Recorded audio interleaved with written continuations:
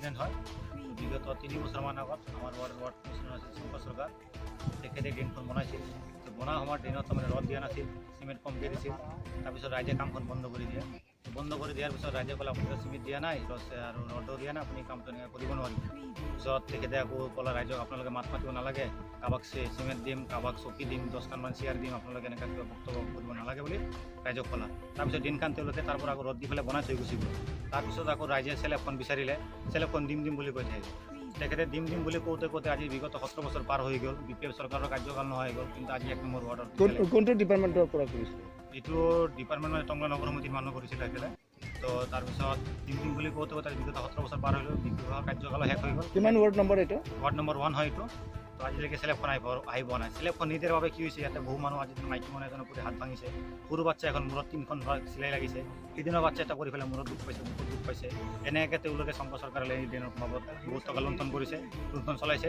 অকল তেওঁলোকৰ লুণ্ঠন এইটো বুলিয়ে নহয়, তেখেতে আজি আমাৰ 1 নম্বৰ ৱাৰ্ডৰ ৰাস্তাকেইটা বনাইছে। তো ৰাস্তাকেইটা বনাওঁত ক'ৰবাত যদি ইলেক্ট্ৰিক পোষ্টখন পৰি গৈছে, তেওঁলোকে পোষ্টখন নুগুচাই পেলাই এনেকৈ কামখিনি কৰি থৈ গৈছে। আজি আমাৰ ৱাৰ্ডত এখন গাড়ী আহিলে গাড়ীখন টাৰ্ণিং ল'ব নোৱাৰে ইলেক্ট্ৰিক পোষ্টকেইটাৰ কাৰণে। আজি আমাৰ পানী টেংকিকেইটা বনাইছে, তেওঁলোকে আজিলৈকে 1 নম্বৰ ৱাৰ্ডত পানী আহিব নাই। তো গতিকে এইটো নহয়। বিশেষকৈ ড্ৰেইনৰ কণ্ডিশ্যন কি হৈছে? ড্ৰেইনৰ কণ্ডিশ্যনটো নগৰ সমিতি মানুহে চাফ নকৰে, ৰাইজে চাফ কৰিব লগা বাধ্য হয়। ইয়াত ৰদ নাই, বহুত জেগাত ফাটিও গৈছে, এই চব চাক মাথাখন ভাঙি এতিয়ালৈকে ইয়াতে পৰিও আছে। গতিকে পইচাখিনি এনেকৈ লুণ্ঠন লগাইছে।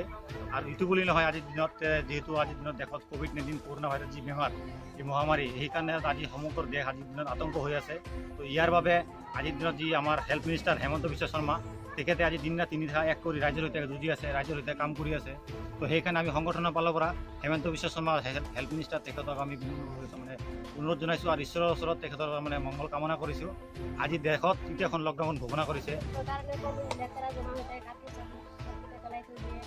মানুহ চানুহ পৰি যায় নেকি? এটা আপোনালোকে কি বিচাৰে? কি বিচাৰে আপোনালোকে?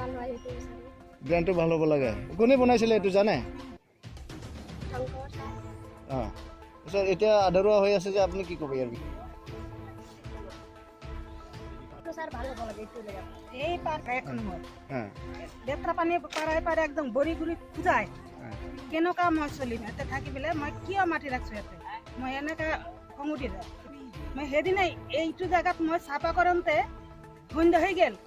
মই পিছত গা ধুলোঁ, লেতেৰা পানী গা ধুব লাগবই।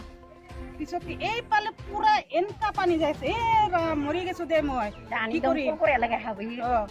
তেতিয়াহ'লে মই কৈছোঁ যে শংকৰৰ তাতে যাম, মই কি কৰে চাওঁ, নহ'লে মই ভাঙি দিম। এইফালে ভাঙি দিম, যা কোনফালে যাব পানী যাই থাকক। সেইকাৰণে মোৰ চোতালত সোমাব নেকি পানী? আমাৰ ঘৰৰ অলপৰ কাৰণে ঘৰত সোমোৱা নাই পানীটো, সেইটো মই বিৰাট দুখ লাগছে। মই মাটি কিনি পেলাই মই লেতেৰা পানী ঘৰত সোমাই কেনেকৈ থাকিম? মই বেমাৰ হ'ব না? এটা বুঢ়া মানুহ বেমাৰ হৈয়ে আছে, ঘৰত কৰি আছে বুঢ়া মানুহটো। মই এতিয়া কি কৰিম? মই মাটি চাটি বিক্ৰী কৰিম দেই, নাথাকোঁ। মই খং উঠি গৈছে। কৰি এনেকৈ পেলাই থৈ দিছে। চেলেপ পেলাই একো নাই, গৰু পৰে, মানুহ পৰি যায়, কেতিয়াবা সৰু সৰু পোৱালিও পৰি যায়। এইটো আজি ইমান দিন ধৰি পৰি আছে, সেইটো আমাৰ ইমাৰ্জেঞ্চি বস্তুটো ভাল কৰি দিব লাগে।